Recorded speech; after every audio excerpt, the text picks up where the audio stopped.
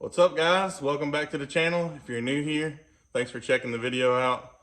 Hit that like button, subscribe, help old country boy out here. But we are doing an update on my 96. Well, it's technically a GMC, but since the last video we did the Chevrolet front end conversion on it.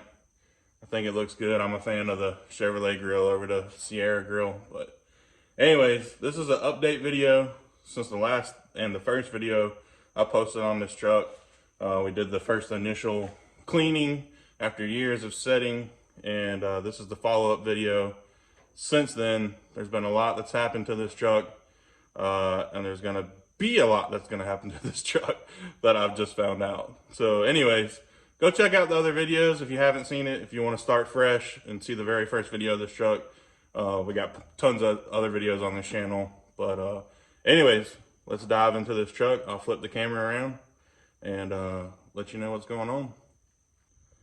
So as you can see, we got the Chevrolet front end onto the truck now. New headlights, marker lamps, turn signals. I actually pulled this grill out of the junkyard. Got a smoking deal on it for 35 bucks. No cracks, nothing. Looks good. Sure beats a repop or Amazon. So I did get the headlights off Amazon. They were really cheap too though. So I mean, really, for less than 150 bucks, you can really update the front end of your truck and just bring it back to life.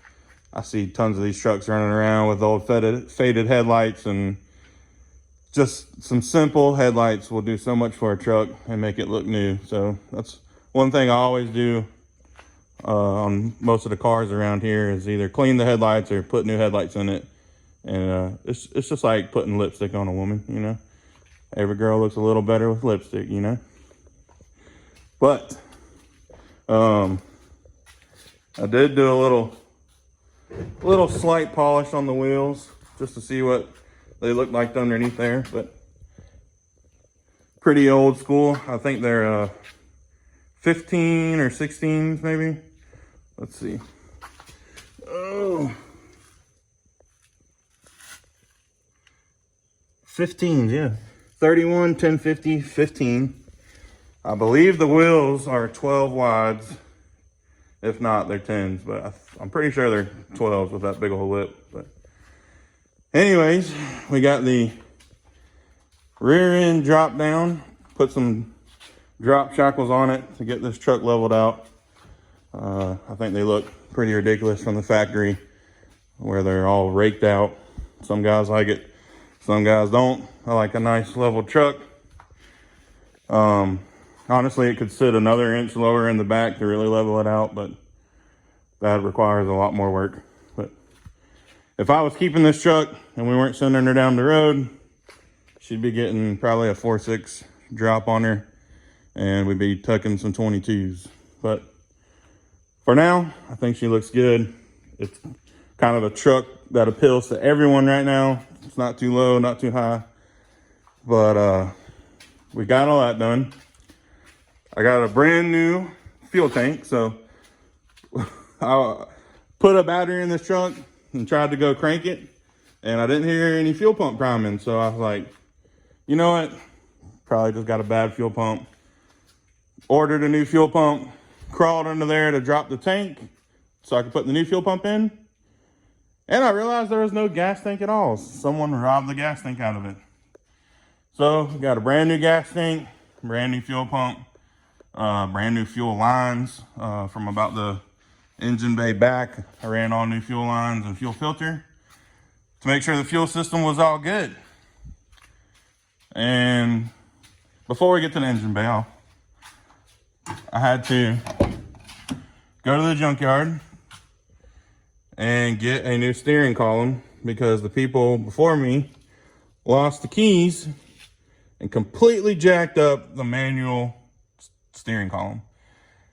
And manual steering columns are pretty hard to find in the junkyard, or just period, really, even on eBay. I found one, but they wanted like 1,500 bucks for it. So I found a the manual column that was in it was not a tilt column. I know most people like a tilt column, so I found a tilt column out of an automatic, pulled that and installed it. Everything fit perfectly. I just had to kind of modify the, what do you call it? This thing. The shroud around the steering column, plastic cover, whatever you want to call it, trim panel. Had to modify that a little bit to make it more stockish looking, like it was a manual and not like a conversion, because I'm OCD like that and I like stuff to look pretty close to stock. But anyways, we went to the junkyard and it's torn apart right now because I'm still in the middle of doing all the wiring, because I'm trying to chase down a short. But again, we'll get to that in a second. But anyways, we got the interior cleaned up a little bit. Found a lot of missing pieces. Was missing that door panel over there, but found that. It was missing all the internals on that door. Found that. I don't have it installed yet, but once I get the truck pulled out, so I got more room on that side, I'm gonna get that installed. But just a lot of little odds and ends pieces. It was missing like the grab handle over there. I'm still looking for a headliner. Those are extremely hard to find, but it was missing like some vents, just a lot of little stuff. So went and found all that. You know, it was missing like a door, window crank. Got that ordered.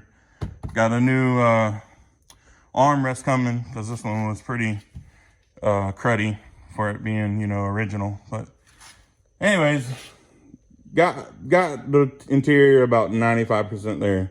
Really all I'm missing is the headliner, and I just got to get a couple little parts installed. But now to the main issue. I got the fuel pump installed and went to go crank the truck, and it was not cranking. So I pulled the intake off, poured some gas down the throttle body, and it fired right up. So I crunk it back up and put some gas in like a water bottle and just fed it, and it ran like a top. The more fuel you squirted in it, the more you could crack that throttle open, and it'd rev up to, you know, 4,000 or 5,000 RPM, no problem. And it sounded really good too. But I've done a lot of tests. I've been watching a lot of other YouTube videos trying to figure out why the Spider Injection is not injecting fuel. I was getting power to the main Spider Injection plug. So really the only thing I can think of is the reason this truck got parked is the Spider Injector got clogged up, quit working. I don't know. So I'm gonna order a new Spider Injection system. This is what it's looks like if you're not familiar with it. It looks like a spider, that's why they call it. But I mean, I don't know if y'all can see that, but the injectors, this one looks a little better than the other, but they're pretty disgusting. And this is your upper intake. It's plastic. These trucks have a 2-piece intake system on them. But anyways, we're gonna get a new Spider Injection and throw that in there. I got a new cap, rotor, and plugs coming just to eliminate any of that. I did verify I was getting really good spark. You know, obviously it wouldn't run if I wasn't getting spark, you know, pouring fuel down the intake. So we know we're getting good spark. It was firing on all cylinders. It did have a slight miss, you know, pretty much on every cylinder. And that makes sense because when I opened the distributor cap, it was really corroded, pretty horribly corroded. And the rotor button itself was nice and crusty. So I think that's where our miss is coming from, but that wouldn't explain the no fuel. I put a fuel pressure tester on it and getting good 60 PSI all the way up here. Even while cranking, it only drops down to like 54 to 56. but that's plenty. I believe 54 is a minimum on these trucks to get them running. So I know I'm getting good fuel pressure. I know I'm getting good spark. We're obviously getting air. I checked the fuses. The fuses are good. So I'm thinking it's just a bad spider injection, and that's why this truck got parked. If it's not that, the only other thing I've found in my research that it could be is literally a bad distributor, because on these trucks, the distributor is actually what sends signal to the spider injector to fire off each individual injector. So from what my understanding is, when cylinder 6 sparks on the spark plug, it is also sending basically power to the spider injector to fire off spider injector number 6 with the corresponding spark plug that's going off. So on other videos I watched, the guy put a test light in the spider injection harness, and basically as you crank it over, you should see this flashing, because as the distributor spins, it'd be on off, you know, sending spark. It stayed on constantly. So if that guy's correct, I should be seeing, you know, a rotation of spark, you know, this lighting up every, you know, other second instead of just constantly staying on. That would make sense that maybe it is a bad distributor. But I don't know, maybe I'll just go ahead and replace the distributor too, all at the same time, and just try to eliminate everything. But anyways, for now, I think I'm gonna do the spider injection, because I can change the distributor even after, you know, the intake manifolds and all that's back on there. So I will keep you guys updated. This one has definitely been one that has made me think and really pushed the limitations of my mechanical knowledge.